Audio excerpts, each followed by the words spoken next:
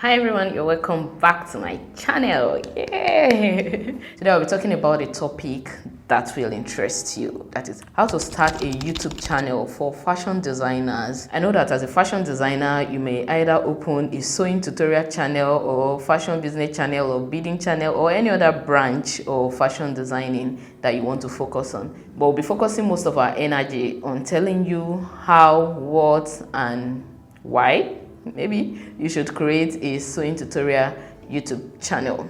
If you're seeing this face for the very first time, my name is Kemi Omorugwe and you're welcome to Kemafric, okay? Don't hesitate to subscribe, join the family permanently. Click that notification bell beside the subscribe button so that you get notified every time I put up a new video. Without further ado, let's get into it.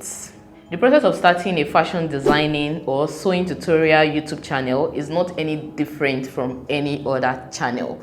What you need essentially is a Gmail account. So if you have one, you're good to go. If you don't, you may want to create a new one. Just go to and then you create an email address. Once you have an email address, you can log on to YouTube and then use that email address to create a channel. Once that is done, you may have to personalize your channel a little bit by putting the banner, or you may want to also have like a profile picture. Then you verify your account and your account is set up. Next, please go ahead and download your necessary apps. Even though you may make use of your laptop in opening and even managing your YouTube channel, I recommend that you have apps on your phone so that you can easily check your analytics, you can easily change thumbnails, and you can see what is going on with your channel every now and then, and also visit YouTube on the YouTube app. So some apps I will recommend that you download are the YouTube app itself, then the YouTube Studio app. The YouTube Studio is the app where you get to see everything happening with your channel. It's like a creator's hub where you can change thumbnail, change your description, schedule your videos, just a lot of things. So please check it out, okay? Also, we know that you need other apps for the process itself, but as I talk about these processes, I will name the apps you may need or softwares you may need. Next, you need to start filming and uploading your videos. And that's the end of this video. Thank you for watching. No.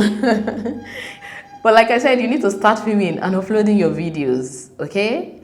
We'll talk about niche later on, but for now, what do you need for filming your videos? You need a mobile phone. That's the best advice I can give to anybody, because your mobile phone will edit for you. It will help you manage your channel. You can make use of the apps on your mobile phone. You can film with it. It's like the only tool that can do a lot of things for you. Otherwise, you may need to start getting one thing to perform each of these functions, which is not practical for a lot of people. So please make sure you get a mobile phone with a good camera quality. Gone are the days when people will say, oh, just start, quality doesn't matter. You can still make use of your mobile phone. I hope you know that some mobile phones are more expensive than cameras these days. Yeah. Just get a fairly good phone with a good camera and also know how to use it.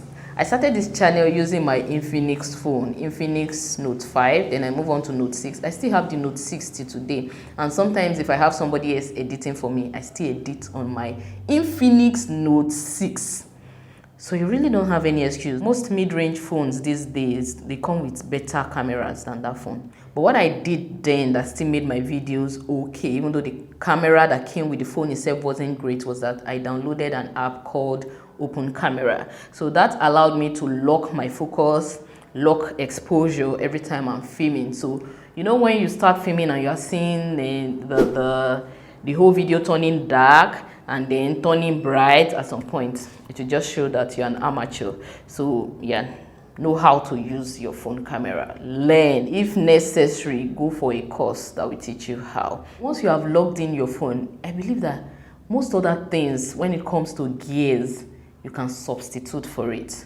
Other things though that will be necessary for you to keep adding to having your phone. You may want to get a camera, okay, to make your life easier, because most time when you're using your phone, you need to use the rear facing camera, so you can't see yourself being recorded. But with a camera that has a flip up, or what do they call it, flip whatever screen, you can see yourself, like I can see myself right now, and then you can adjust your setting. It just makes the process easier. Yes, it is necessary to upgrade to a camera once the cash start coming in. For instance, I told myself I wasn't going to fund my YouTube channel using money from elsewhere. So I waited till I was monetized and I was able to save up to the money I needed for a camera before I went ahead to get mine. But whether you have a camera or not, lighting is important. For a very long time, I was making use of my natural light. So stay by the window, guys, and film your intro. But for your tutorials, you always need a light, okay, that can face the table. I did a DIY at some point where I just have a wire with a lamp holder that I plugged my bulb onto, and it was giving me good enough light for my tutorial at that time. So now I make use of 2 LED lights. I'm currently using the 2 of them, but sometimes I just need only one. And honestly, I still record videos even when there's no power supply and I can't power on my LED light. I make use of this mini Ulanzi light. I just hang it on my camera and I use it to record my videos. So when I'm recording the video on the table, I don't even have to be moving light everywhere. I just use this. I move it to my manual sewing machine and I sew. You get to see the tutorials when I, edit them. So you have to know how to improvise and to use what you already have at that point. Don't be limited by what you have or don't have. As you keep up with your work, you're being consistent, you're doing a lot of things to grow, you can then be adding some of these tools to your gears. Apart from lights, I personally got a microphone, which I was using on my phone before I even got a camera, because it was not expensive. I was using this Boya by M1 microphone. It's a lavalier microphone that you can clip onto your camera. Anytime I need to film a video and I don't want to use a voiceover, and make use of that. And when I'm filming my intro or maybe a sit-down talk video like this one,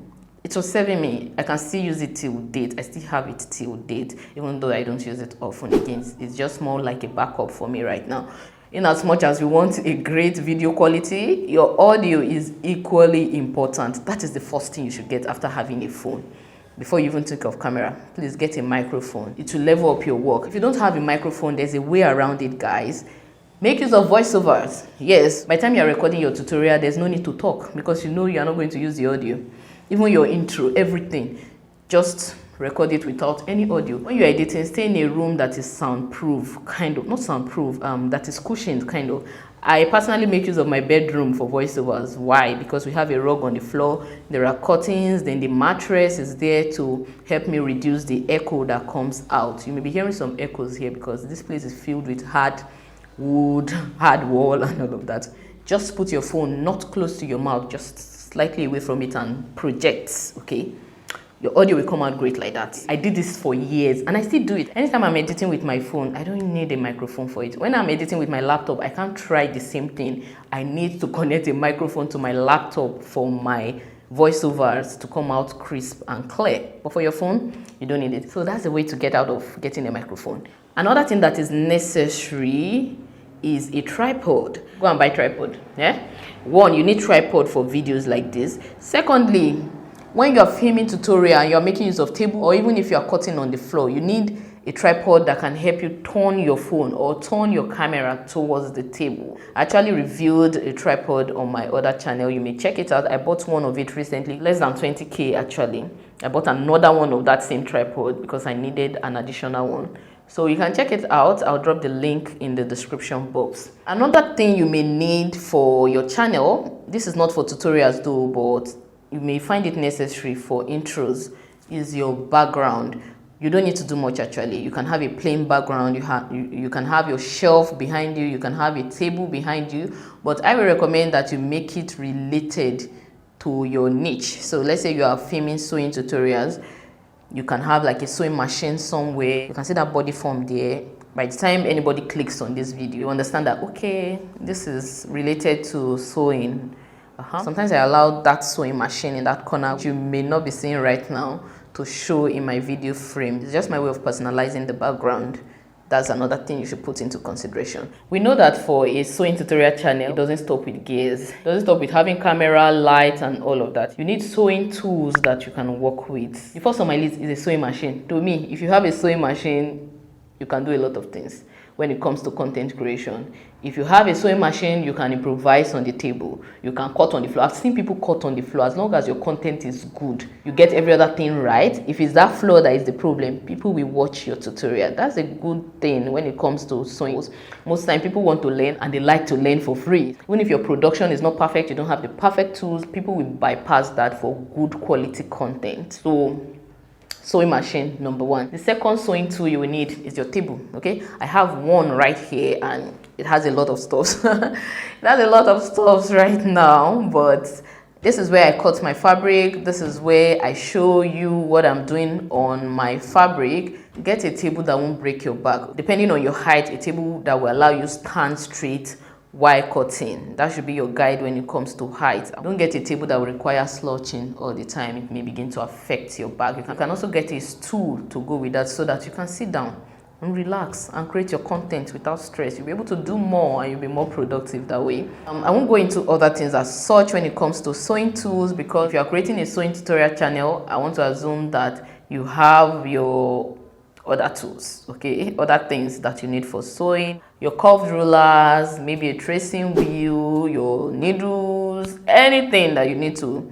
sew with. Yes, you need it for a sewing tutorial channel. I should have spoken about this factor earlier on. If you're starting a channel, not just sewing tutorial, why am I saying sewing tutorial? Guys, if you want to start a channel as a fashion designer, that's what this video should be about. Okay, if you're starting a channel as a fashion designer, you need to decide on the niche you want to go into. This is very important. In fact, do your research, study people that are already in that niche so that you don't waste your time being confused and being frustrated because your channel is not growing and all of that. There are pros and cons of different niches on YouTube. Please do your research and know what you want to do. For a fashion designer, you can decide, oh, I want to teach. For instance, on this channel, I do tutorials that I teach fashion designing.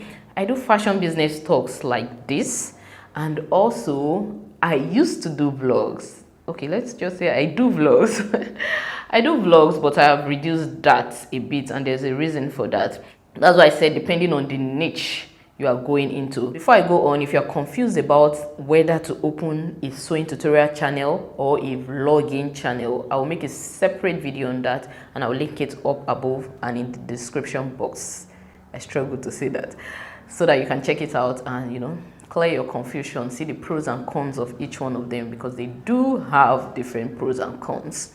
Back to what we are saying, decide on the niche you want to go into. You can do a combination of niches, like 2 or 3. That will determine the type of audience you will get and the type of engagement or relationship you will have with your audience. Other niches are bidding. We have people that do bidding. I've mentioned vlogging already. It shows your lifestyle as a fashion designer. That's your workspace, how you treat your students, how you manage your business as a fashion designer in a vlog style fashion. That sounds funny.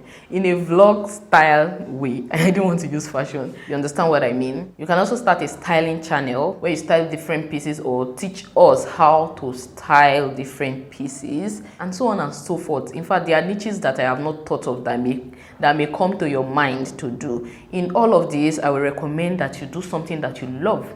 Don't just jump on a niche because, well, it is trendy or because people are making money from this. Choose a niche that is a fine balance between your passion and profitability. For instance, it is no longer news that talking business-related topics has a higher CPM on YouTube than tutorials, for example. You may want to do a thorough research on which niche is mostly profitable that is related to fashion designing. But it must also be something you love to do, because YouTube can try you. Okay, if you are anchoring on YouTube for your daily income or you want to make profit fast, you put money into business, buy this and you sell it and it brings profit immediately. YouTube is not like that. So please do something that you love, something you are comfortable doing even when you are not being paid. Yeah, your passion is very important, because YouTube will test your consistency and you cannot be consistent in what you don't love doing. And that leads me to the mindset you should have as a fashion designing YouTube channel creator, whatever.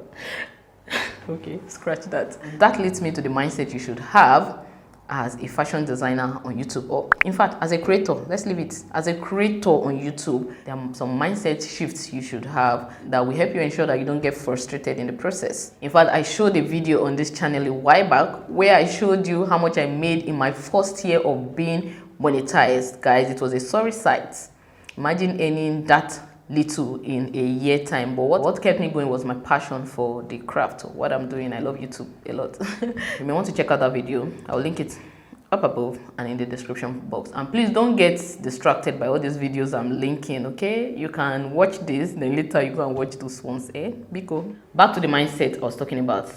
Consistency is first. So there's no going back and forth about it. Consistency is number one. You have to be consistent. Let me talk about sewing tutorial YouTube channel, because that's the one I'm mostly familiar with. Those that I have seen gain so much growth in months or a year, they are those that focus their energy on YouTube. If YouTube is what you want to do, you die here.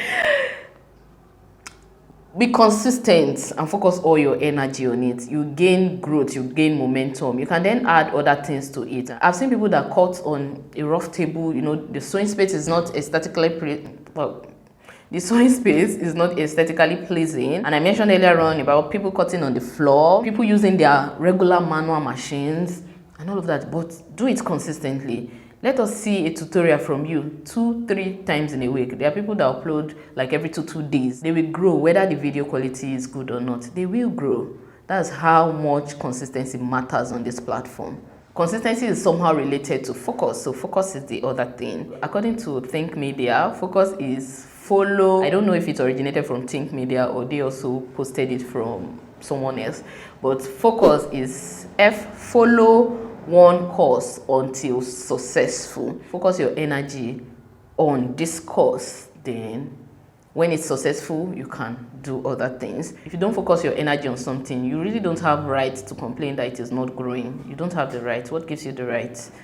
You must have made sure that you put your all in it. Then if it doesn't grow, you can leave it, you can change it, you can do something else. Also, quality and quantity matters. In fact, quantity over quality for a sewing tutorial channel, please. This is for a sewing tutorial channel. I have seen things, okay? And I know what I'm saying. Quantity over quality in this case. I won't say much about that, but it is what it is. I've seen people with great video qualities, great all of that, but they can't upload as frequently as other people. And you can see it. They are not growing as much as the other people because those other people, they have their audience. When it comes to monetization, you are not going to start any money on YouTube as soon as you start posting videos.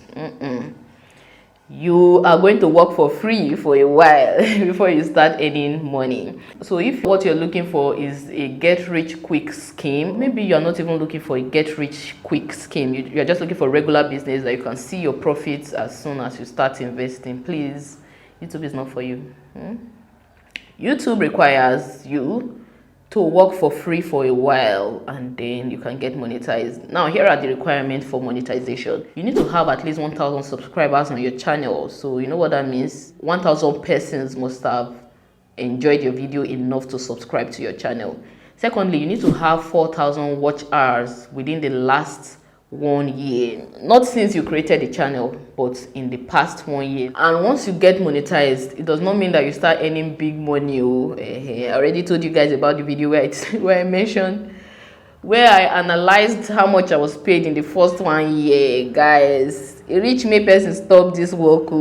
It was very discouraging, but I wasn't consistent. If I'm being honest, I wasn't consistent. I was uploading one video in like 2 weeks, between 2 weeks to 1 month, because I was also managing my physical business and I was not able to delegate sewing tutorial to anybody else. I still had to do it myself, so it was tough for me to grow on here. But as this goes on, as you continue being consistent, there is a potential for growth. So in this case, you have to marry your potential. But if it's not worth your time, good, please look for something that is worth your time. Let me quickly go over 3 stages of content creation. 1, you may be creating content as a side hustle, and this is the way I will advise anybody to start YouTube content creation. Like I said, you are not paid immediately you start. You need your main dish that will be paying you so that you can create content without so much pressure. You can be creating out of a place of frustration, out of a place of lag, and it's going to show because it's creativity. I will recommend that if you're starting up a channel, as anybody, fashion designer or not, I will recommend that you start it as a side hustle. So do your day job, okay? I know I mentioned consistency and all that. You need to find a way to balance it. Let's say you're a fashion designer. Don't close up your shop to customers and say, no, I'm now a YouTube content creator. I'm now teaching on YouTube. I don't want to sew for people again. Please keep sewing for people. Do you know what that will do for you? One, as you are sewing their clothes, record the video. There are people that I made clothes for them and they didn't pay me like 1/5 or 1/10 the amount I have earned from that process of making their clothes on YouTube. It also saves you from investing in fabrics or investing in thread and all that. Whatever you are using to make the clothes is already there, so you are not paying extra. Just that it costs you time. So sit down and record whatever you are making for your client. You have removed a lot of costs from your video production process. The next stage as a creator is when you become a solopreneur. That's you're working on your own. It's no longer your side gig. It is now your main dish, okay? You are not doing something else. You are working on your own and you are doing this content creation thing on your own. So then you have more time by yourself to work on it without distraction from the other parts of your craft. The next stage is when you can employ other people to do certain parts of this, your creator business. You can employ a tailor to be sewing. There was a time I was doing that. So in the process of sewing, once I get to a stage, I'll just come to the camera and show you guys where we are going to sew next. Then I tell my girl to go and sew it. Sometimes I'm editing a video and she's sewing while I am filming the sewing process. You understand that? And also, if you want to go that far, please employ an editor. It is a time saver. I spend hours editing. I wish I could channel that hours into, creation. That's why very soon I'll be getting an editor, because editing is not a joke, guys. It's a major part of the job. Many people looking from the outside think filming or maybe vlogging or creating the video is the main job. No. Sitting down to edit it in a way that people will like to engage with your content is the main job, my dear. So as time goes on, you may want to hire an editor. Now, there are channels that have grown into big companies because they have multiple people now working under them. See, you need to be able to think big, because YouTube can be a very big business. A lot of people, especially the food industry, makeup industry, that have basically created so much employment for other people via content creation. There are other ways you can monetize your channel. Open up your mind to such possibility if you have decided that this is what you want to do. Expand your headspace for growth. Please be patient with yourself and keep working hard and developing your craft, improving your quality and quantity, and grow. The next thing I want to talk about is a little tip that can help you stand out and grow faster on YouTube. Before you watch any video, what makes you stop to watch that video? One, the thumbnail. You see that picture you're seeing? Very important. In fact, many experts advise that you create your thumbnail or have an idea of your thumbnail before you even film the video, like you know what you want to talk about. So have an idea of your thumbnail and also the title of your video. Title, thumbnail, that's what attracts people to watching any video, even if the video itself is rubbish. Even if the video is stones, you just film stone, let the title and the thumbnail be good, and you see people come to watch, although they will thumbs down, and that may make YouTube recommend it less anyways. But you see that title and thumbnail, very important, guys, very important. I personally am consistently working on that. The third one is the hook. You see that first 30 seconds of your video, very important. If your hook is not catchy enough, even if you have great thumbnail and great title, people will click out, and the, what do they call them? Algorithm. The algorithm will recommend your video less. So use that first 30 seconds very wisely. Tell us what you want to do. Be very clear about it. Don't spend so much time on the intro. And you see those intro videos that you will dance and all of that. Please avoid them. Avoid them, okay? If at all you want to have a personalized intro, make it less than 10 seconds. Nobody's that interested in your intro. I used to do that in those days where I have like how many seconds of videos just showing different patterns and me talking to the camera and not today, guys. I can't do that. So please, your intro should be brief. It should be captivating. Let's go over them again. Your thumbnail, your title, and the hook. It is called hook so that you can hook viewers and make them to watch the video. So that's all I have for you in this video. If you are a creator and you think there's anything I missed, I would really appreciate if you drop it in the comment section, because I have my script here, but I just wrote the script like 5 minutes before filming, so I'm not sure I even had enough headspace to think of everything. So if I'm missing anything out or any other thing comes to mind, drop it in the comment section. Thank you very much for watching this video. If you haven't given it a thumbs up, for you to watch this far, that means you have gained something. Please drop a thumbs up and please subscribe to the channel as well. Thank you for watching. See you in my next video.